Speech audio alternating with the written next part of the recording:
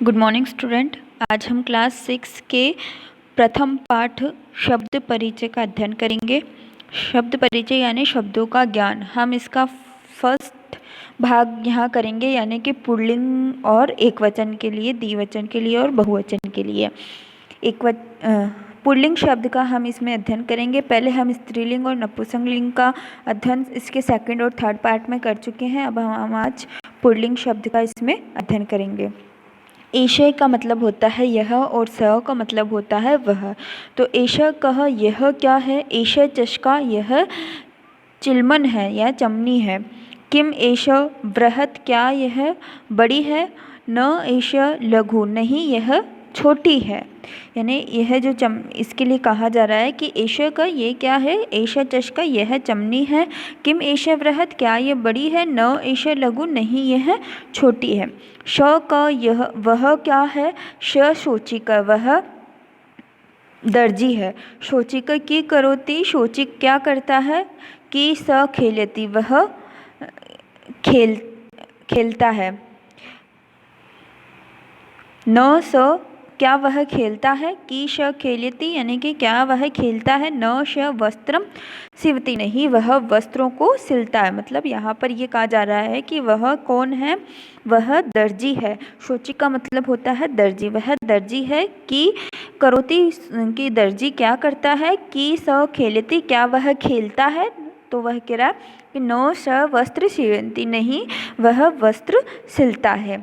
एतो को, अब यहाँ द्विवचन के लिए आया है। एतो को यह दोनों कौन है। एतो शनको स्थ है, यह दोनों कुत्ते हैं। शनाको का मतलब होता है कुत्ते।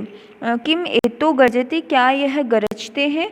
न एतो उच्चे बुभकते नहीं यह ऊंचे स्वर में, यह दोनों ऊंचे स्वर में भोंकते हैं। भुक्कत मतलब भोंकते हैं। तो को वह दोनों कौन है। तो बलिवर्दोस्थ है यानी कि वो बलशाली बैल है। कि तो धावता क्या वह दौड़ते हैं। न तो क्षेत्र कर्षत नहीं वह दोनों क्षेत्रों को यानी कि खेत को जोतते हैं। कर्षत मतलब जोतते हैं। एतो कह यह दोनों एते के ये सब क्या है। अब यहाँ पर बहुवचन के लिए आ रहा है एते के, यानी यह सब क्या है। एते श्रूयताम संति यानी कि यह बैग है। किम एते हरित वर्ण क्या ये हरे रंग के हैं।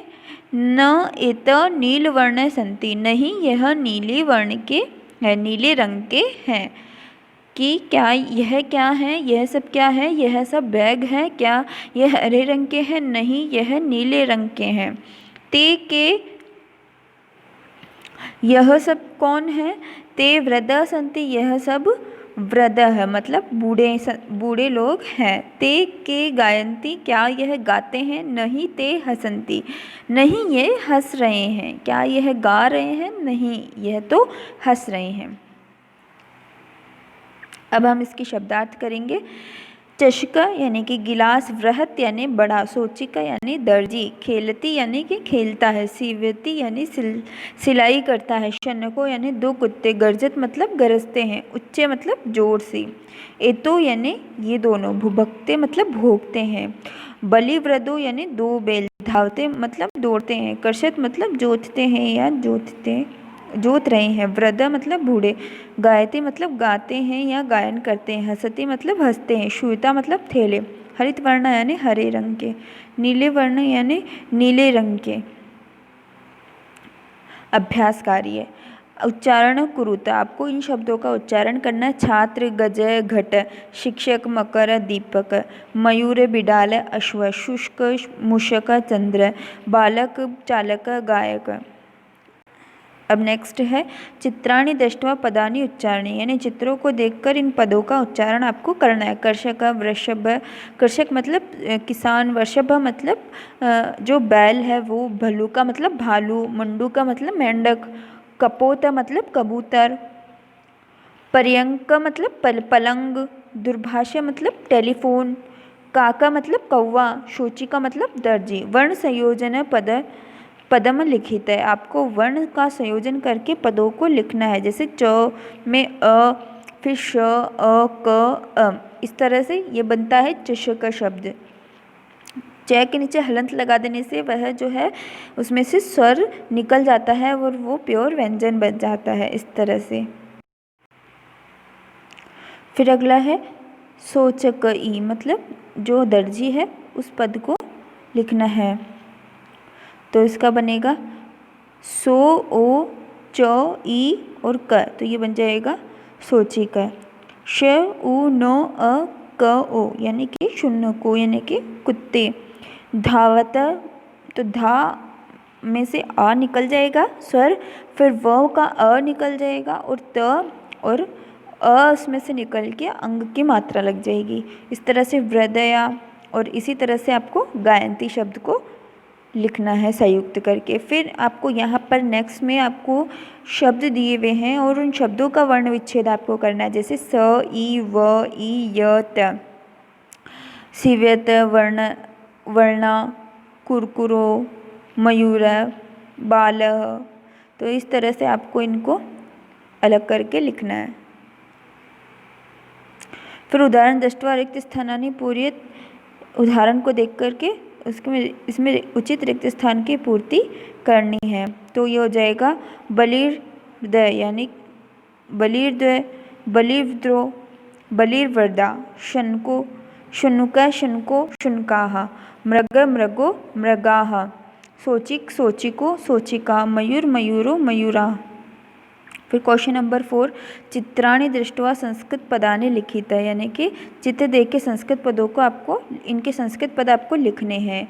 तो आप ये लिखोगे कि इनको क्या क्या कहते हैं।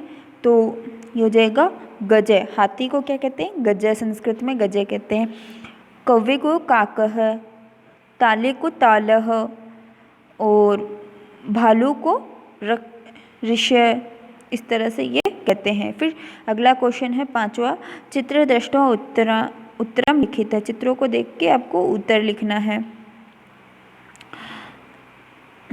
यथा बालक की करोति, बालक पठति, अश्व की करोति, तो यह आपको लिखना है इस तरह से कि अश्व धावत, यानी कि घोड़े दौड़ते हैं। कुरकुरा भुबकंती, यानी कि कुत्ते भौंकते हैं। छात्र, छात्रों गायत, यानी कि छात्र गाते हैं। क्षेत्र, कर्षक, क्षेत्र कर्षित, यानी कर्षक जो है वो कर्षी करते हैं। गजु चालत है, यानी कि हाथी चलते हैं।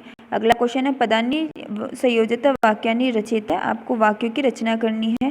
गज, नृत्यति, सिंहो गायति, गायक, बालको, चलंती, मयूरा, इन शब्दों से वाक्यों की रचना करनी है।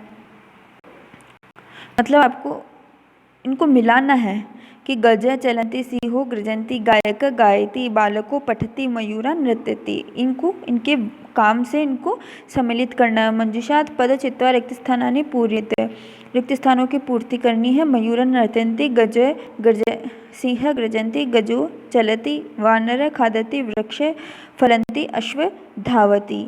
फिर है स तोते इत्यभ्य उचित सर्वनाम पदानि चित्वा रिक्त स्थानानि पूर्यते, रिक्त स्थानों की पूर्ति करनी है। गजा चलति, ते चलति, छात्र पठत, तो पठत, वानरा क्रीडन्ति, ते क्रीडन्ति, गायक गायति, स गायति, मयूरा नृत्यन्ति, ते नृत्यन्ति।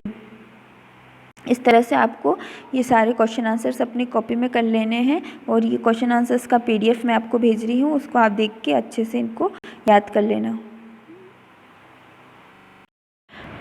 अब मैं आगे आपको ए शब्द और स शब्द के तीनों लिंगों में और तीनों वचनों में शब्द रूप बता रही हूँ, जिसे आप कॉपी में कर लेना, और उसका अर्थ भी मैं आपको बता रही हूँ, जो कि मैंने 3 अलग अलग पार्ट में, पहले द्वितीय और तृतीय पार्ट में आपको मैंने बता दिया था। इसमें है अकारांत पुल्लिंग शब्द, इसमें है एष शब्द का यह, इसका मतलब होता है यह, द्विवचन में ये एतो हो जाता है और इसका मतलब हो जाता है ये दोनों, यानी 2 वस्तुओं के लिए या 2 व्यक्तियों के लिए ये एतो लगता है और बहुवचन में ये एते लगता है। ये शब्द है केवल पुल्लिंग के लिए, तो पुल्लिंग में अगर कोई व्यक्ति है तो उसके लिए एष लगेगा, एतो लगेगा या एते लगेगा। फिर उसके बाद में है स्त्रीलिंग, स्त्रीलिंग में यहाँ पे आपको एते, एते, एत्शा, एते और एता लगाना है। इसका अर्थ भी यही होगा, यह एते का हो जाएगा यह दोनों, और एते का हो जाएगा यह सब। तो ये भी आपको स्त्रीलिंग में, आपको अगर कोई एक महिला है या एक बालिका है तो उसके लिए एशा लगाना है, दो है तो एते लगाना है, और दो से ज़्यादा है तो वहाँ पर एते लगाना है केवल स्त्रीलिंग के लिए। फिर अगर नपुंसकलिंग के अंदर आता है तो एतत, एते और एतानि शब्द रूप का आपको प्रयोग करना है। तो जिसका अर्थ भी यही होता है कि यह दोनों और यह सब। तो एतत जहाँ पर एक फल है तो एतत, दो फल है तो एते, और दो से ज़्यादा है तो एतानि। फिर इसके बाद में है सह शब्द रूप। इसके अंदर आपको क्या करना है, एक वचन, द्विवचन और बहुवचन के अंदर आपको ये लिखना है। तो इसके अंदर क्या करना है, अकारांत पुल्लिंग शब्द हैं तो स का मतलब होता है वह। किसी वह के लिए श का प्रयोग किया जाता है, स, तो, ते। तो ये तो आपको लगाना है पुल्लिंग शब्द के लिए। तो पुल्लिंग में कोई अगर एक व्यक्ति है तो उसके लिए स, दो है तो और दो से ज़्यादा है तो ते। तो ये शब्द आपको किसके लिए लगाना है, पुल्लिंग शब्द के लिए। फिर आ जाता है अकारांत स्त्रीलिंग। अब हम स्त्रीलिंग में अगर कोई एक महिला है तो उसके लिए हो जाएगा सा, फिर है ना द्विवचन के लिए हो जाएगा ते, और बहुवचन के लिए हो जाएगा ता। यानी एक महिला के लिए सा, दो के लिए ते और दो से अधिक के लिए ता। फिर इसी तरह से नपुंसकलिंग के अंदर आपको लगाना है तत्, ते, तानि। तो आपको क्या करना है, तत् में अगर कोई एक फल है तो तत्फलानि, फिर दो फल है तो ते फलानि, और दो से अधिक है तो तानि फलानि। तो इस तरह से आपको ये स शब्द रूप लिखने हैं। तो आपको समझ में आ गया होगा कि एश का रूप बनता है एशे, एतो, एते, एशा, एते, एता, एतत, एते, एतानि। तो ये है तीनों वचनों में और तीनों लिंगों में। और स शब्द रूप है वह है एक वचन, द्विवचन, बहुवचन और तीनों लिंगों के लिए, पुल्लिंग, स्त्रीलिंग और नपुंसकलिंग के लिए चलेगा स, तो, ते, सा, ते, ता और तत्, ते, तानि। इस तरह से ये शब्द रूप आप अपनी कॉपी में लिख लेना और इसको कुछ वाक्य बना करके इनका प्रयोग भी करना।